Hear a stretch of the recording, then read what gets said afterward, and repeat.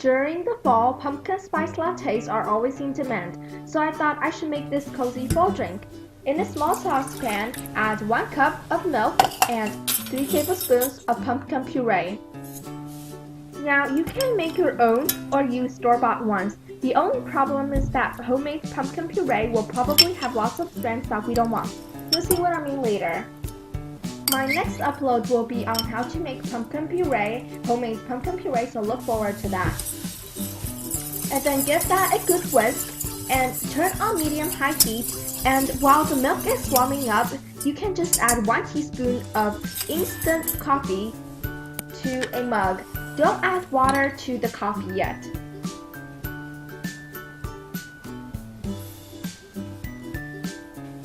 When the steam starts coming out, or when the milk is heated, add half a teaspoon of pumpkin pie spice.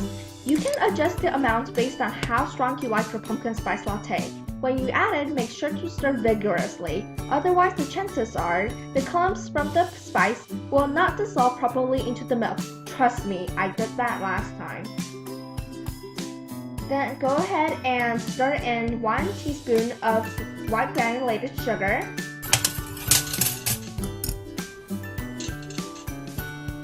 and then turn off the heat and add in half a teaspoon of vanilla extract and a pinch of salt. Give that another good whisk and then take it off the stove.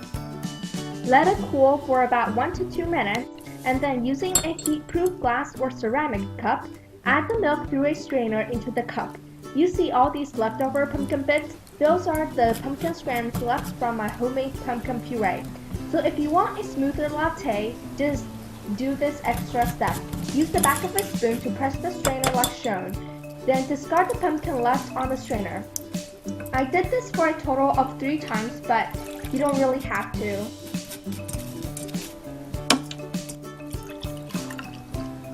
After that, I added some hot water to my instant coffee. You basically want about 1/3 cup to have a cup of coffee. You don't want too much, otherwise it'll overpower the pumpkin flavor. Here I have a blender that can do milk frothing, and I'll leave the brand in the description box. You can also use a milk frother or a machine. I blended it for about 20 seconds, and then it'll create this really nice layer of the milk and the foam, as you can see here. The reason why I like lattes or cappuccinos is because of the foam on top, and this blender does it for me. Then go ahead and add the milk straight into your mug that's filled with the coffee, and then add in the foam. This is really the best and most fun part of making lattes. I love the milk foam. If you don't have a milk frother device, just top it off with some whipped cream. Then sprinkle on a few pinches of ground cinnamon and pumpkin pie spice. The cinnamon on top will balance out the spices. I love this recipe because the spices aren't that overwhelming. You can add more pumpkin puree if you would like to have more pumpkin flavor, because the spices always takes over the pumpkin flavor. But it's a great cozy and heartwarming drink for the fall times.